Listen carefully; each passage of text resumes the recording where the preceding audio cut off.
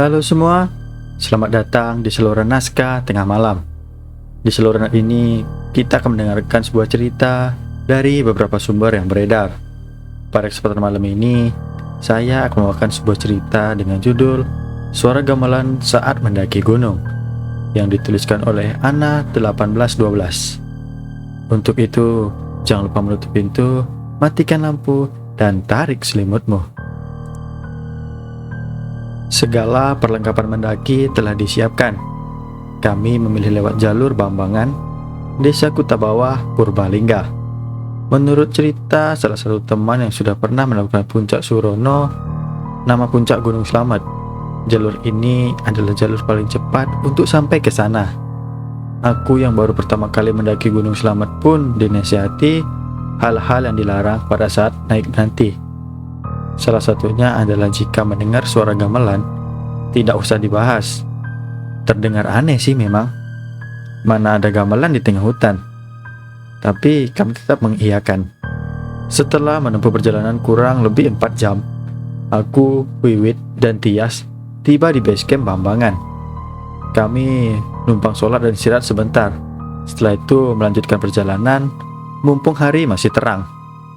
Butuh waktu hampir 2 jam untuk sampai ke pos 1. Jalur yang kami lewati berupa jalan setapak. Sisi kanan dan kiri jalan adalah perkebunan warga.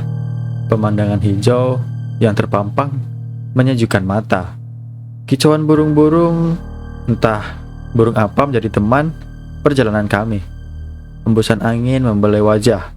Sesekali kami berhenti mengamati sekeliling. Ada beberapa gubuk kecil sebagai warung tempat warga menjual makanan dan minuman hangat. Lo udah capek belum, Yas? Aku menoleh ke arah Tias yang berdiri di samping Wiwit. Dia cewek satu-satunya yang selalu setia ikut kemana saja kami memuncak.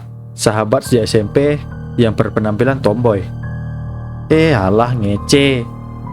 Kayak gak tau gue aja lu bro, sautnya penuh percaya diri. Wiwit hanya tertawa lebar mendengarnya.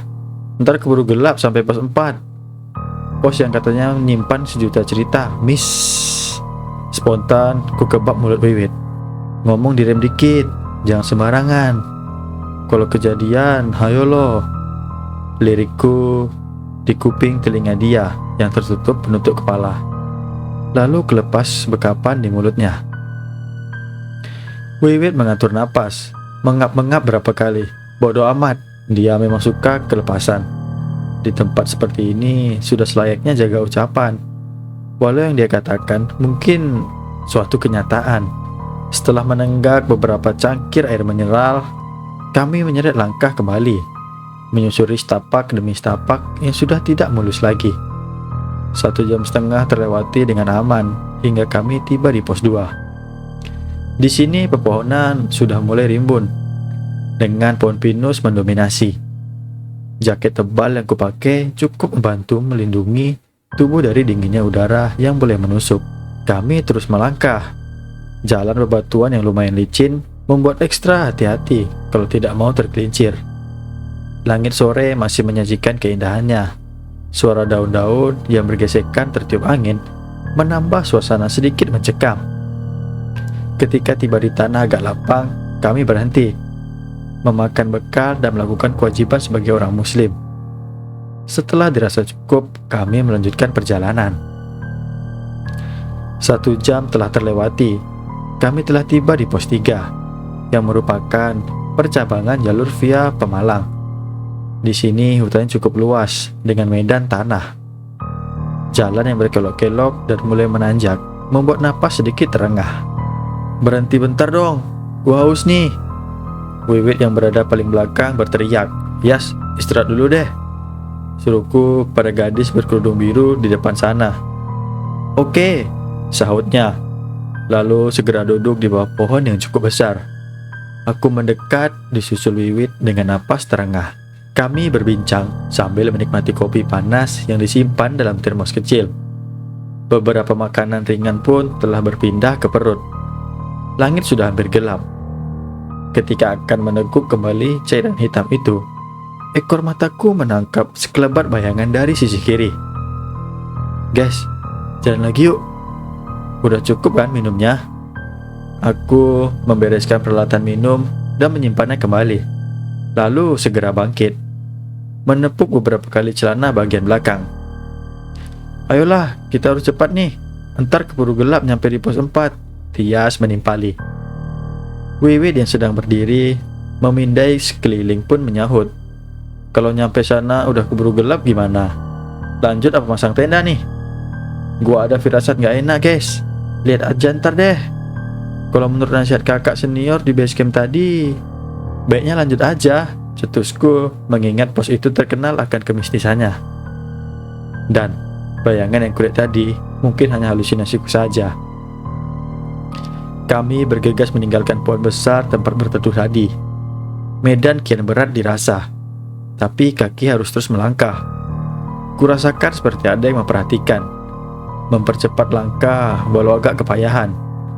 Ditambah beban yang kugendong di kedua bahu.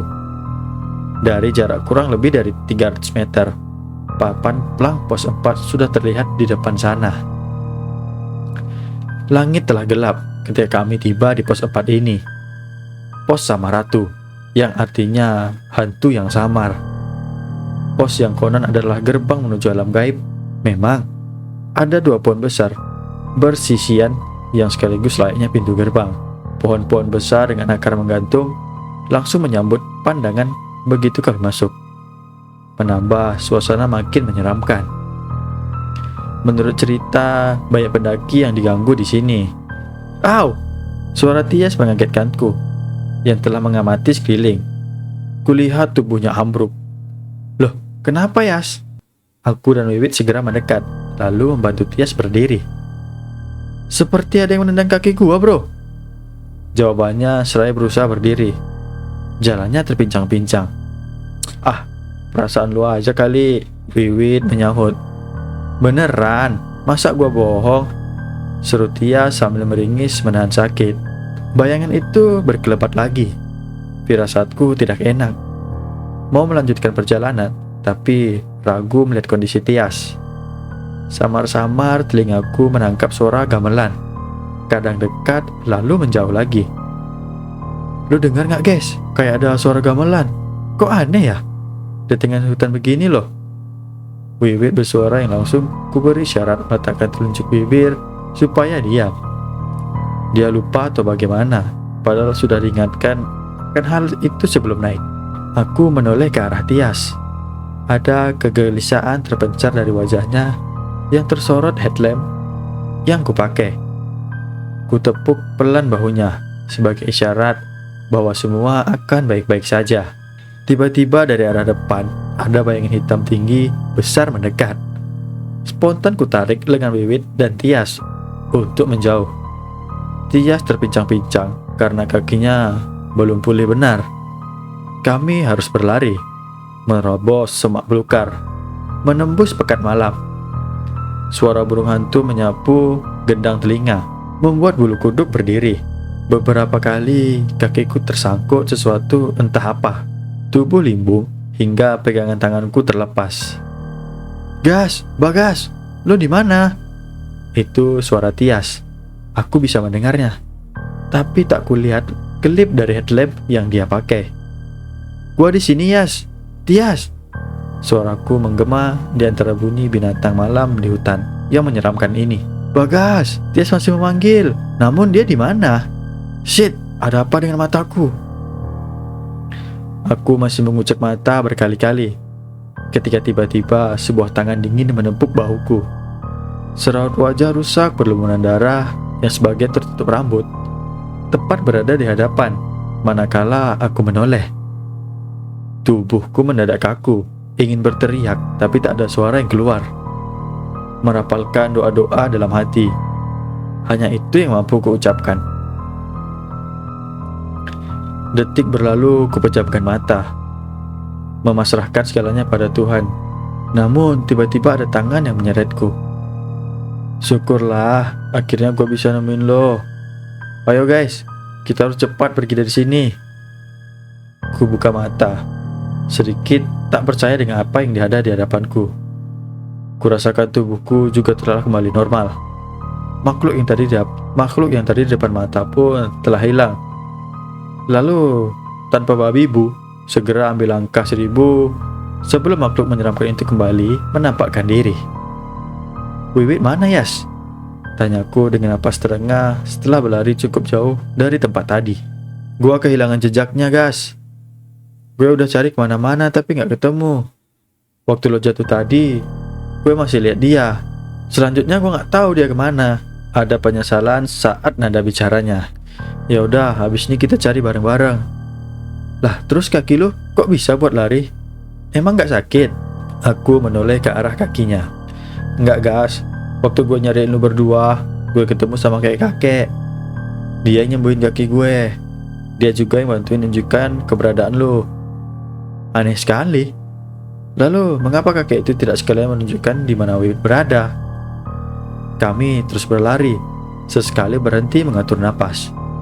Lalu berlari lagi, sambil memanggil-manggil Wiwit.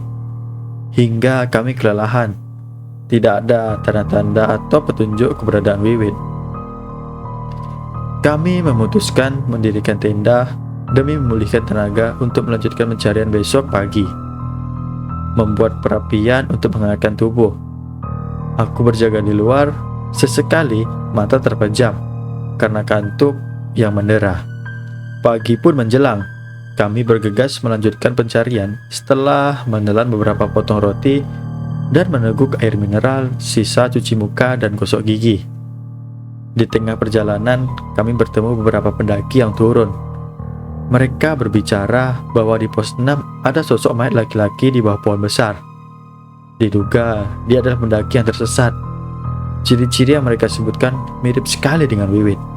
Sekarang mayat itu sedang dibawa turun oleh tim penolong. Salah satu dari mereka memberi informasi.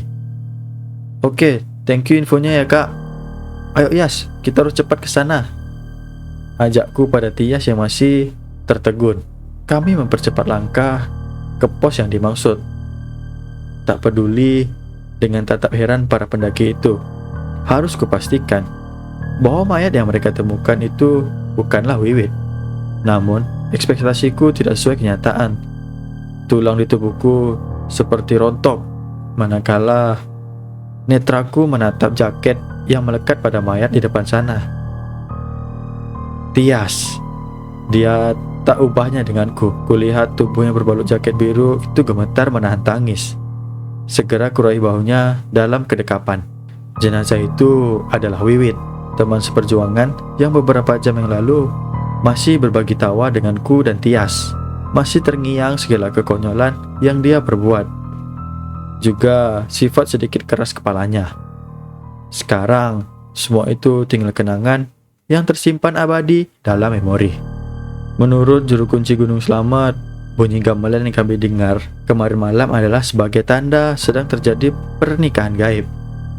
Dan Wiwit yang kelepasan membicarakannya harus menjadi salah satu pengiring pengantin pada upacara gaib itu.